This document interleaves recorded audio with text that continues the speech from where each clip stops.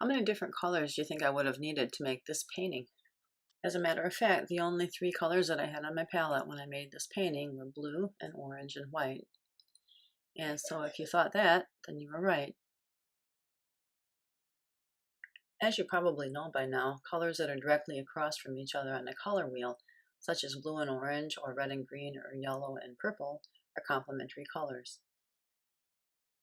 Complementary colors mixed together with each other and with white give you a lot more possibilities that you can use in a painting.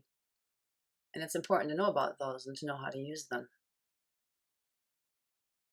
A good way to start learning about these possibilities is to make a value and intensity scale using a complementary color pair of your choice, either blue and orange, yellow and purple, or red and green. For this one, I'm going to stick to 25 squares because it'll give you a pretty good idea of the different things you can do. But you could go with a lot more if you wanted to. So the first thing you do is make a grid with 1-inch squares. I have 5 squares going each way, so 25 squares altogether. In the upper left-hand corner is orange, and in the upper right-hand corner is blue. And that's how I'm going to start my value intensity scale. To start out with, I'm taking just a little bit of blue and mixing it with orange. And what I'm looking for is the effect that blue has on orange when it's mixed together with orange. And what you see here is it starts to neutralize the orange. It makes it duller, it lessens the intensity of it. But it can be really useful because not every orange that you use or that you see in nature is going to be that bright orange. Some of them are more burnt orange. And I could actually mix less blue with the orange and get other kinds of orange, more earth tones orange and burnt orange and things like that. But this is just one example. Now I want to see orange's effect on blue. So I'm mixing a little bit of orange with blue. And I want it to still be essentially blue, but it's going to be a different kind of blue because the orange, being the complementary color, will neutralize the blue and make it duller and less intense. And again, there's a lot of use for different blues that are less intense. This almost looks like more like a navy blue. And so I'll paint that in a square that's right next to the blue. These kinds of things always look better the more neat you can make them. So I'm leaning my hand on my table to steady it, and I'm holding my brush like a pencil. And I'm trying to keep my edges really neat. And I'm trying to keep my paint coverage even also. For the middle square, I'm going to make it so that the blue and orange neutralize each other entirely, and there's not really a hint of orange or blue in the color that comes out. It's going to be completely a neutral color. It's going to be a brown. And that's one of the interesting things that you can do with complementary colors. You can make different kinds of browns with them depending on what the two colors are. And that's going to go right in the middle square. These are only a few of the different colors I could get by mixing orange and blue together. I could get lots of different kinds of brownish orange and lots of different kinds of darker blue. But this will give you the general idea of the kind of things that are possible. So here's my 5 square intensity scale for blue and orange. Now the next thing to do is to mix these different mixtures with white and see what kind of tints I can get, combination tint and the intensity. So let me see here. I'm going to take, since I already have this on my brush, I'm going to take some white and add a little bit of it to the white.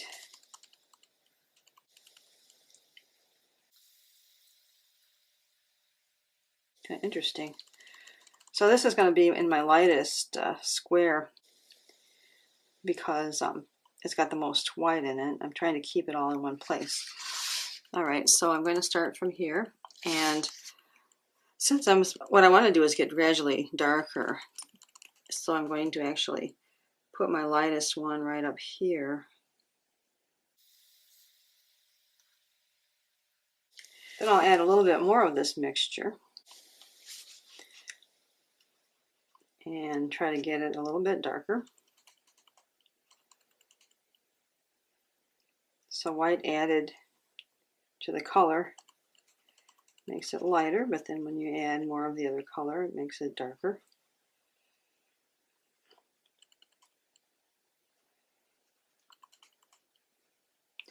And I'll put that in the next square up.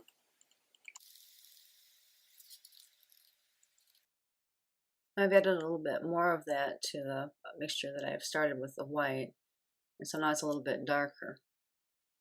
So you can see the effect. The blue and orange mixed together to cancel each other out, make that brown. And I can add white, and I can make it a lighter brown, then a darker brown, then a darker brown by adding more of that color to the white. So that gives me more variety yet.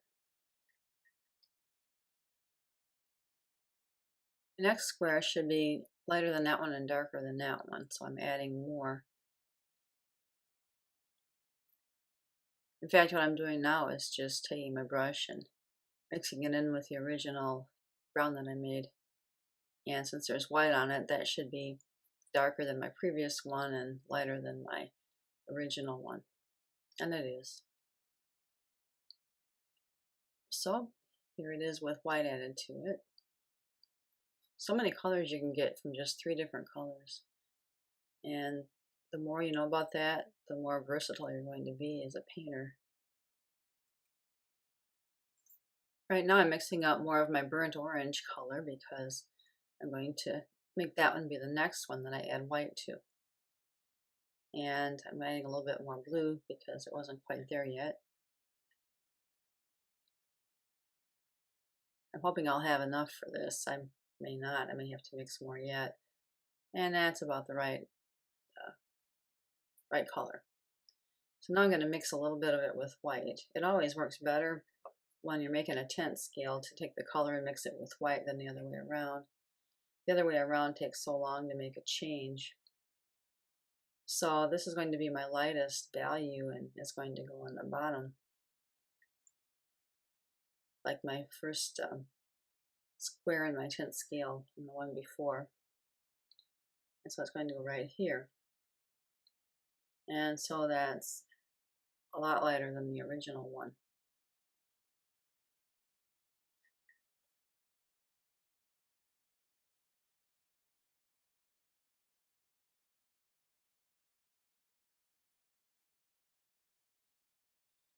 All right, now I will add more to the white mixture.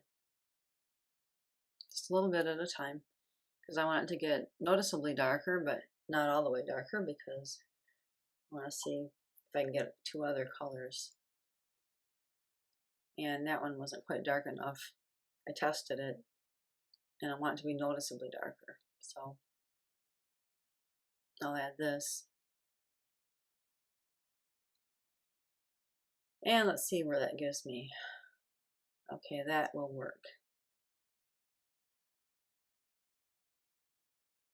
I'm speeding this up to twice as fast as I'm really working, because I think maybe you can follow me at this speed and it won't take as long. So this is my 3rd value now, and I'm going to have to actually mix more of my burnt orange mixture because I ran out. So I take my orange and then I take just a little bit of blue and I mix it, and I have to make sure that it's the same as my original color in order for this tint scale to work. So I'm adjusting it.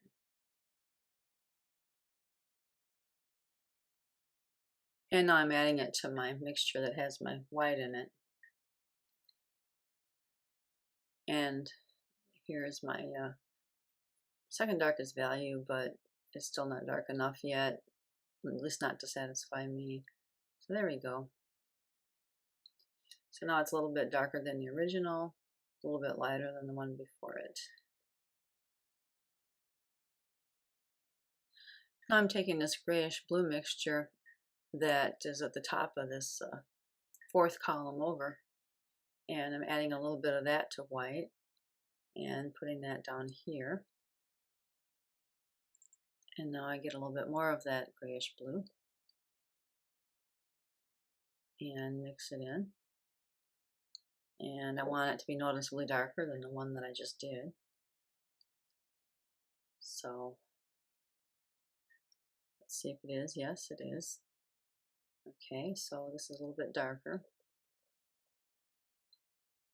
The more white you have in, the lighter it is. The less white, the darker it is.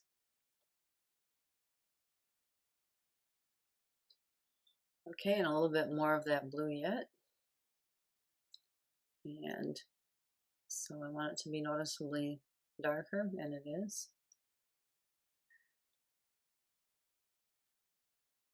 And now I'm going for lighter than the top one and darker than the third one down. And just about ready, just about done with this one. All right, now that I'm done making tint scales out of all my mixtures, I'm actually going to make a tint scale of orange by adding a little bit of orange to white and mixing it up really good, keeping it pretty much in all one place so I don't spread it all over and have it dry out faster than it normally would. And I'll put that in my bottom square because that's where my lightest ones are.